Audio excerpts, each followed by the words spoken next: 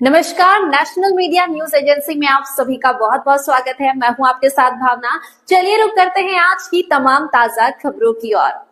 नैनीताल दुग्ध उत्पादक सहकारी संघ ली की बोर्ड बैठक आज प्रशासनिक भवन में आयोजित की गई, जिसमें कर्मचारियों और दुग्ध उत्पादकों के हितों में कई ऐतिहासिक निर्णय लिए गए। इसके साथ ही प्रोत्साहन हेतु एक विद्यालय के हॉकी खिलाड़ियों को चेक वितरण किया गया। आज नैनीताल दुग्ध उत्पादक सहकारी संघ ली की बोर्ड बैठक में 32 बिंदुओं पर महत्वपूर्ण निर्णय लिए गए। बैठक की अध्यक्षता करते हुए नैनीताल दुग्ध संघ अध्यक्ष मुकेश बोरा ने कहा कि बोर्ड बैठक में तय हुआ कि कारखाने में सरकार से सीधी भर्ती कराई जाएगी तथा संस्था में संविदा पर कार्यरत कामगारों को प्राथमिकता के आधार पर नियमित करने हेतु प्रस्ताव भेजा जाएगा। इसी क्रम में लगभग 80 करोड़ रुपए की लागत से तैयार होने जा रहे 1.5 लाख लीटर क्षमता वाले अत्याधुनिक प्लांट संयंत्र के जल्द उद्घाटन के साथ ही 1000 लोगों की क्षमता वाले आधुनिक कॉन्फ्रेंस हॉल तथा किसानों के ठहरने के लिए नए गेस्ट हाउस के निर्माण पर भी सहमति बनी। वहीं नैनीताल दुग्ध संघ में कार्य करने वाली एक फर्म के द्वारा ईपीएफओ में लाखों की गड़बड़ी के विरुद्ध कार्यवाही की बात कही। विदित है कि पूर्व में हमारी प्रोत्साहन राशि और साइलेज अनुदान इत्यादि रुका था, लेकिन कल अनुपूरक बजट में हमें 10 करोड़ रुपए साइलेज के लिए और 11 करोड़ रुपए प्रोत्साहन राशि माननीय दुग्ध विकास मंत्री श्रीमान सौरभ बोगुणा जी के प्रयास से और श्रीमान माननीय पुष्कर सिंह धामी जो यशस्वी मुख्यमंत्री हैं, उनके आशीर्वाद से हमें प्राप्त हुई है। निश्चित रूप से 52,000 दुग्ध उत्पादकों के हित में सरकार ने बहुत महत्वपूर्ण निर्णय लिया है। मैं उसके लिए अपनी ओर से और अपने जनपद के 29,000 दुग्ध उत्पादकों की ओर से माननीय मंत्री सौरभ बोगुणा जी का और माननीय मुख्यमंत्री श्रीमान पुष्कर सिंह धामी जी का धन्यवाद ज्ञापित करता हूँ, सरकार का धन्यवाद ज्ञापित करता हूँ। आज हमारी बहुत ही महत्वपूर्ण बोर्ड की बैठक हुई। लगभग 32 बिंदु उसमें थे और सब में सकारात्मक चर्चा हुई। उसमें एक तो जो हमने आज ऐतिहासिक निर्णय लिया है, कामगारों को बहुत कम मानदेय मिल रहा है, इस तरह से वो दुग्ध संघ में काम कर रहे हैं, अपना योगदान दे रहे हैं। 20-20 साल हो गए उनको, 25-25 वर्ष उनने अपने जीवन के दे दिए, लेकिन हम उनको 15,000 14,000 ऐसा मानदेय दे रहे हैं। उसमें हमारी प्रबंधक कमेटी ने निर्णय लिया कि अपने प्रॉफिट से हम 25,000, 24,000, 23,000 और 22,000 और 21,000 श्रेणीवार उनको मानदेय देंगे।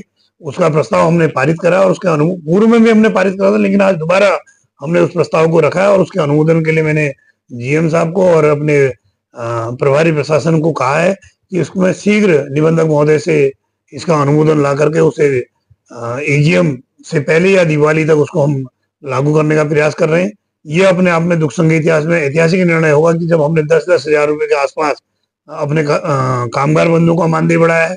साथ ही उनकी बहुत कम पारिश्रमिक को देखते हुए, क्योंकि आज हर परिवार को साधन चाहिए, तो हमने अपने कामगारों को ठेकेदार और दुग्ध संघ की शर्तों पर 1 लाख रुपए तक बाइक का ऋण देने का भी निर्णय लिया है। हम उनको 1 लाख का बाइक ऋण दुग्ध संघ स्तर से देंगे।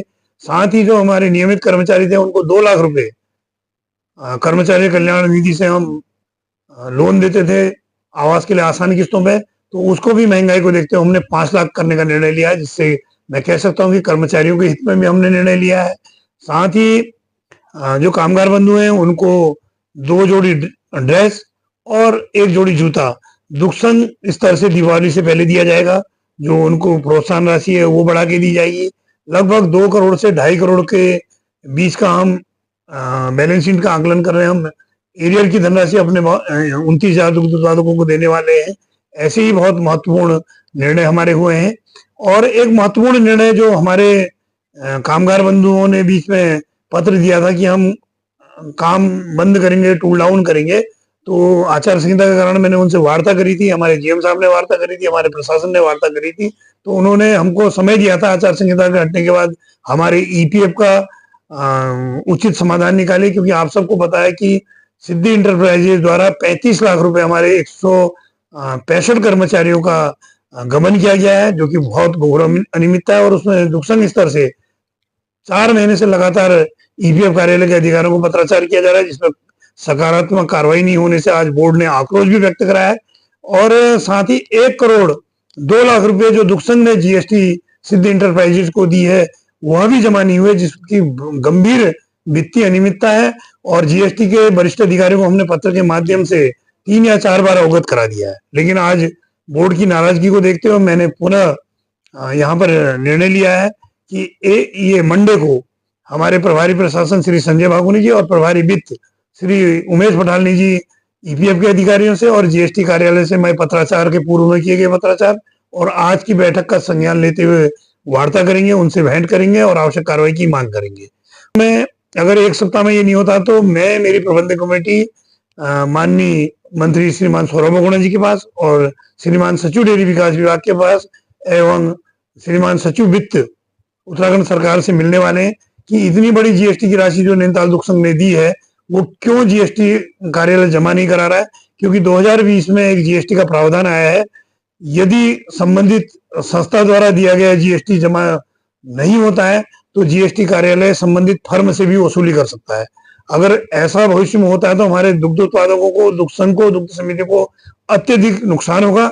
उसको बचने के लिए हमने निर्णय लिया है कि जीएसटी के अधिकारी उस पर तत्काल कार्रवाई करें। यदि फिर कार्रवाई नहीं होती है तो हम उसमें चाहे हमको संबंधित फर्म के खिलाफ एफआईआर करनी पड़े या दुग्धसंघ को न्यायालय पर वाद दायर करना पड़े कि जीएसटी की वसूली शीघ्र जीएसटी करे और उसके खिलाफ कार्रवाई, ठेकेदार के खिलाफ कार्रवाई हो, जिससे कि कोई वित्तीय भार नैनीताल दुग्धसंघ को या उत्पादकों को न पड़े। क्योंकि हम नैनीताल दुग्धसंघ के लिए, दुग्ध उत्पादकों के लिए और दुग्ध समिति के लिए मेरी बोर्ड, मेरे अधिकारी सजग रूप से कार्य कर रहे हैं, निष्ठा से कार्य कर रहे हैं।